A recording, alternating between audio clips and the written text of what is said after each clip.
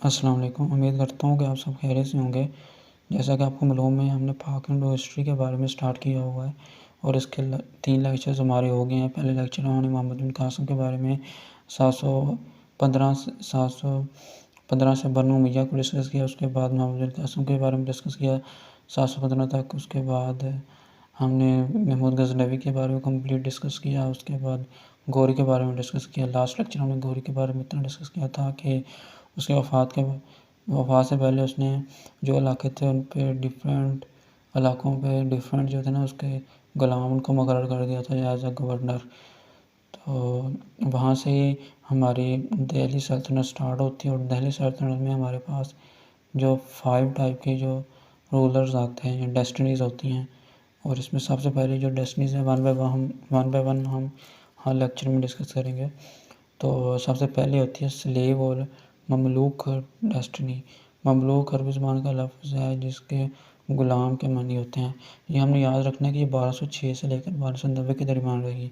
इसके बाद खिलजी डेस्टिनी आ जाती है 1290 से लेकर 1320 तक। इसके बाद तुगलक डेस्टिनी आ जाती है 1330 के 1414 तक। उसके बाद सयाद डेस्टिनी आ जाती है 1414 से 1451 तक। उसके बाद लोधी डेस्टिनी आ जाती है 1451 से 1526 तक। और उसके बाद मुगल्स आ जाते हैं।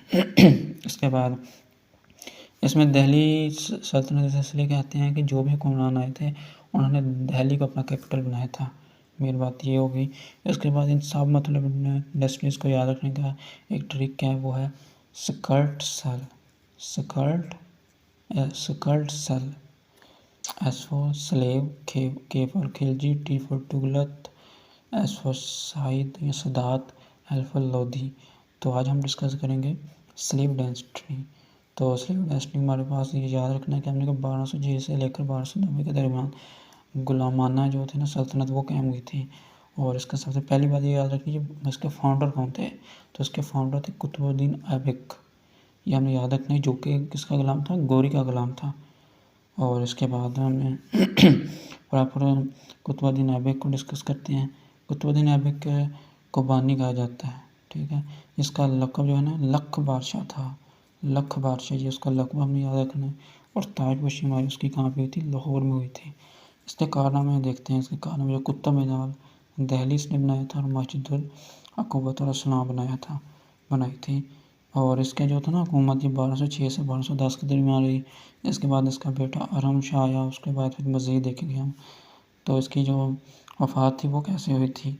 वफ़ात इसको काफ़ी शौकीन था ये पोलो खेलने का। तो एक दिन पोलो खेल रहा होता है। पोलो वो होती है जो कि घोड़ों पे मतलब बैठ के खेलते होते हैं। तो ये घोड़े पे सवार था और खेल रहा था। अचानक वहाँ से गिरता है, काफ़ी चोटें लगती हैं और वही इसकी वजह बनती है डेथ की। और ये 1210 में वफ़ात पा जाता है। तो इसके साथ स्लेव डायनेस्टी में ये जो थे ना ये हमारे पास हुक्मरान थे उसके। तो इनमें सब याद रखने वाले की ज़रूरत नहीं है। हमने कुतुबुद्दीन ऐबक को याद रखना है, शमशुद्दीन इल्तुतमिश को याद रखना है, रज़िया सुल्ताना को, बहराम शाह को, और इसके बाद गियासुद्दीन बर्बन को और मुइज़ुद्दीन कैदाबाद को। इनको हमने याद रखना है। इसके अलावा बाकियों को इतना याद रखने की ज़रूरत नहीं है बाकी बस। और इसके अलावा मेन एक बात ये रखनी है कि founder of slave dynasty Qutbuddin Aibak था, जो कि स्लेव था मोहम्मद गौरी का। और जो लास्ट था ये मुइज़ुद्दीन, ये लास्ट था, ठीक है। कुतुबुद्दीन की वफ़ात के बाद इसका बेटा होता है अरम शाह, जो कि ख़ास ज़्यादा नहीं चलता। 1210 से 1211 के दरमियान रहता है। उसके बाद शमशुद्दीन इल्तुतमिश हुकूमत में आता है, ठीक है, जो कि इसका दामाद भी था। किसका दामाद था, कुतुबुद्दीन ऐबक का। और इसको स्लेव्स भी कहा जाता है, मतलब गुलामों का गुलाम। ये सबसे पहले गौरी का गुलाम था। गौरी के गुलाम के बाद ये मतलब कुतुबुद्दीन ऐबक था। देन इसके बाद इसलिए इसको स्लेव्स कहा जाता है। इसके बाद इसने किया है, इसने कुछ कारनामे थे जो हम देखेंगे कि इसने करेंसी को इंट्रोड्यूस किया था फर्स्ट टाइम, टंका अरेबिक स्टाइल में, जो कि आज मतलब शार्ट करके एक बांग्लादेश में टक्का के नाम से मशहूर है। इसके बाद अल्तमश से वो, ठीक है। अल्तमश ने एक और बात याद रखनी है कि फिर अल्तमश ने एक स्लेव लिया था बलबन, ठीक है, 1233 में। तो मज़ीद आगे जाके यही जो बलबन था, यही मतलब इनका नेक्स्ट हुक्मरान बनेगा। और ये काफ़ी ज़हीन कहा जाता है कि हुक्मरान था। और ये एक और बात इसे याद रखनी है कि मंगोलों ने पहला हमला भी इसी के दौर में किया था, और इसके बारे में इसने काफ़ी काम भी किया था। प्रोजेक्ट का जो कुतुब मीनार था, जो कि मतलब स्टार्ट किया था कुतुबुद्दीन ऐबक में, इसको कंप्लीट किया था। मस्जिद क़ुव्वतुस्सलाम इसको कंप्लीट किया था।